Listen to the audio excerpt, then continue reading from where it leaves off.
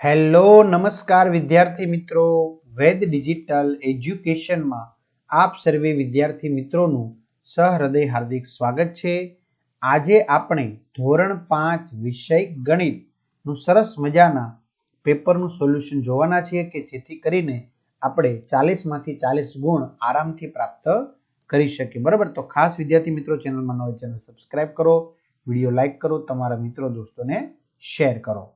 પ્રશ્ન એક નકશાના આધારે પ્રશ્નોના જવાબ આપવાના છે। બરાબર, તો તમારે નકશો જોઈ લેવાનો છે। ઉત્તર દિશા, દક્ષિણ, પૂર્વ, પશ્ચિમ ન હોય તો તમારે લખી નાખવાની, ઉત્તર પહેલા અહીંયા લખવાની ઉપર। બરાબર, તો ચાલો, પુસ્તકાલય મુખ્ય દરવાજાની કઈ બાજુ છે? તો પુસ્તકાલય છે, આ મુખ્ય દરવાજો છે, તો જતા આ બે બાજુ થશે એટલે કઈ બાજુ થઈ ગઈ? ડાબી બાજુ અથવા તો પશ્ચિમ દિશામાં।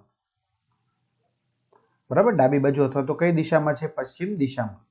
વિજ્ઞાન ખંડ પૂર્વ દિશામાં શું આવેલું છે? વિજ્ઞાન ખંડની પૂર્વ દિશામાં, તો વિજ્ઞાન ખંડ આ છે, એની પૂર્વ દિશા લા થઈ, તો એની પૂર્વ દિશામાં શું આવેલું છે? પ્રાર્થના હોલ। શાળા સંકુલમાં પ્રવેશ લેતા સૌથી પહેલા જમણી બાજુએ શું આવેલું છે? શાળા સંકુલમાં પ્રવેશ લેતા, આ શાળા સંકુલનો મુખ્ય દરવાજો છે, ત્યાંથી પ્રવેશ લેતા જમણી બાજુ સૌપ્રથમ શું આવશે? રમતનું મેદાન અથવા તો પૂર્વ દિશામાં। કેન્ટીન પ્રાર્થના હોલની કઈ દિશામાં આવેલું છે? તો કેન્ટીન છે, આ પ્રાર્થના હોલ છે, તો પ્રાર્થના હોલની કઈ દિશા થઈ? પ્રાર્થના હોલની પૂર્વ દિશામાં કેન્ટીન આવેલું છે। શાળા સંકુલમાં કુલ કેટલા રૂમ આવેલા છે? તો વર્ગખંડ કેટલા છે? 8 અને અન્ય 3 રૂમ, વિજ્ઞાન ખંડ, પ્રાર્થના હોલ અને કેન્ટીન। બરાબર, ચાલો, આ સિવાય ઘણા બધા વિદ્યાર્થી મિત્રોની કમેન્ટ આવે, સર અમારા આ સરસ મજાના પેપર સોલ્યુશન વાળા જોઈએ છે વાલી મિત્રોની। ભાઈ દરેક વિષયના 4-4, 5-5 પેપર સોલ્યુશન સાથે તમને મળી જશે, ભાઈ તમે ચિંતા ન કરો। બરાબર, અને કોઈ પણ વિડીયો જોઈએ તો વિડીયો મળી જશે ધોરણ 5ના।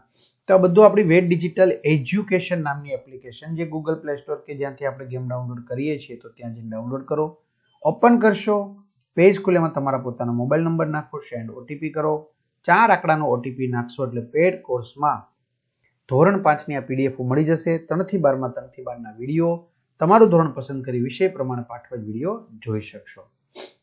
ચાલો, જોડકા જોડો, પહેલામાં બી, બીજામાં સી, ત્રીજામાં ડી અને ચોથામાં એ। ત્યાર પછી માગ્યા મુજબ દશાંશ સ્વરૂપમાં ફેરવો, તો 5/10 છે, તો તમારે શું કરવાનું? 10 છે એટલે એક આંકડા પહેલા પોઈન્ટ, તો 5 છે એના 5 એટલે એક આંકડો થઈ ગયો ને પોતે, એના પહેલા પોઈન્ટ, આગળ 0 લખી શકાય। 95 તો કેટલા છે? છેદમાં 16, બે આંકડા પહેલા પોઈન્ટ એટલે 0.95, 8/10 0.8। સાદા અપૂર્ણાંકમાં ફેરવો, 0.4, પોઈન્ટ પછી એક આંકડો છે તો છેદમાં 10, 4/10, 0.09, 0.09 તો પોઈન્ટ પછી બે આંકડા છે તો છેદમાં 2 મીંડા મૂકવાના। બરાબર, ખાલી જગ્યા આપણે પૂરીએ।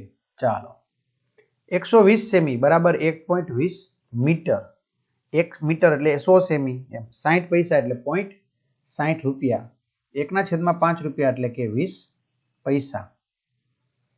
દાખલા ગણો, એક લંબચોરસ, કોઈ પણ 4 તો આપણે બધા ગણવાના છે, કોઈ પણ એક લંબચોરસની લંબાઈ 20 મીટર અને પહોળાઈ 15 મીટર છે, તો તેની પરિમિતિ શોધો। તો લંબચોરસની પરિમિતિ બરાબર 2 કૌંસમાં લંબાઈ વત્તા પહોળાઈ, 2 કૌંસમાં 20 વત્તા 15, 20 વત્તા 15 એટલે 35, 35 દુ 70 મીટર થાય। એક લંબચોરસની લંબાઈ 8 મીટર અને પહોળાઈ 10 મીટર છે, તો તેનું ક્ષેત્રફળ શોધો। તો લંબચોરસનું ક્ષેત્રફળ બરાબર લંબાઈ ગુણ્યા પહોળાઈ 8 ગુણ્યા 10 એટલે 80 ચોરસ મીટર। એક ચોરસ બગીચાની લંબાઈ 10 મીટર છે, તેની ફરતે તાર બાંધવાનો થાય છે, તો આ તારની લંબાઈ શોધો। તો ચોરસ બગીચાની પરિમિતિ બરાબર 4 કૌંસમાં લંબાઈ, તો લંબાઈ છે 10, 4 ગુણ્યા 10 એટલે 40 મીટર, તો ચોરસ બગીચાની પરિમિતિ 40 મીટર હોવાથી તારની લંબાઈ પણ 40 મીટર થશે। એક ચોરસ ભોંયતળિયાની લંબાઈ 25 મીટર છે, ભોંયતળિયા પર લગાડવા માટે એક ચોરસ મીટરની કેટલી લાદી જોઈએ? તો ચોરસ ભોંયતળિયાનું ક્ષેત્રફળ બરાબર લંબાઈ ગુણ્યા લંબાઈ 25 ગુણ્યા 25 મીટર એટલે મીટરનો સ્ક્વેર। ચોરસ લાદીનું ક્ષેત્રફળ લંબાઈ ગુણ્યા લંબાઈ એટલે 1 ગુણ્યા 1 મીટર સ્ક્વેર। હવે કેટલી લાદીની જરૂર પડશે? તો ભોંયતળિયાનું ક્ષેત્રફળ છેદમાં લાદીનું ક્ષેત્રફળ, બરાબર, 25 ગુણ્યા 25 મીટર સ્ક્વેર ભોંયતળિયાનું, છેદમાં લાદીનું 1 ગુણ્યા 1 મીટર સ્ક્વેર, તો મીટર સ્ક્વેર ઉડી ગયા, 1 1 25 ગુણ્યા 25 625 ભાગ્યા 1, 1 વડે ભાગો તો કઈ જવાબમાં ફેર નહીં પડે, એટલે 625 લાદીની જરૂર પડે. એક ચોરસનું ક્ષેત્રફળ 100 ચોરસ મીટર છે. તેટલું જ ક્ષેત્રફળ ધરાવતા લંબચોરસની લંબાઈ 20 મીટર છે. તેની પહોળાઈ કેટલી? તો ચોરસનું ક્ષેત્રફળ બરાબર લંબાઈ ગુણ્યા લંબાઈ. ચોરસનું ક્ષેત્રફળ 100 છે તો લંબાઈ ગુણ્યા લંબાઈ એટલે લંબાઈની વર્ગ થયો. તો બંને બાજુ વર્ગમૂળ કાઢો તો લંબાઈ કેટલી થશે? 10. તો લંબાઈનું માપ 10 મીટર થશે. હવે લંબચોરસનું ક્ષેત્રફળ બરાબર લંબાઈ ગુણ્યા પહોળાઈ. તો લંબચોરસનું ક્ષેત્રફળ પણ 100 છે, ચોરસના ક્ષેત્રફળ જેટલું, પરંતુ લંબાઈનું માપ આપણે મળી ગયું છે. કેટલું છે? લંબાઈનું માપ આપણે આપ્યું છે કેટલું છે? 20 મીટર. તો 20. પહોળાઈ શોધવાની છે. બરાબર, તો 20 ક્યાં જવા દેવાના? 100 ના છેદમાં. તો પહોળાઈનું માપ કેટલું આવશે? 5 મીટર થશે. રેડી? ચાલો. અથવા તો તમે આ ભાગ ન કરો, ડાયરેક્ટ આ ભાગ કરશો તો પણ ચાલશે. ચલો, કોષ્ટકને આધારે ક્રિકેટ કેટલાને પસંદ છે? તો આ 1, 2, 3, 4 અને આ 5. 5 ને 5 10 ને 1 11. Kabaddi 7, hockey 11, kho kho 9, volleyball 6, football 10. હવે એના પરથી પ્રશ્નો છે. જો ક્રિકેટમાં કુલ કેટલા ખેલાડી છે? 11.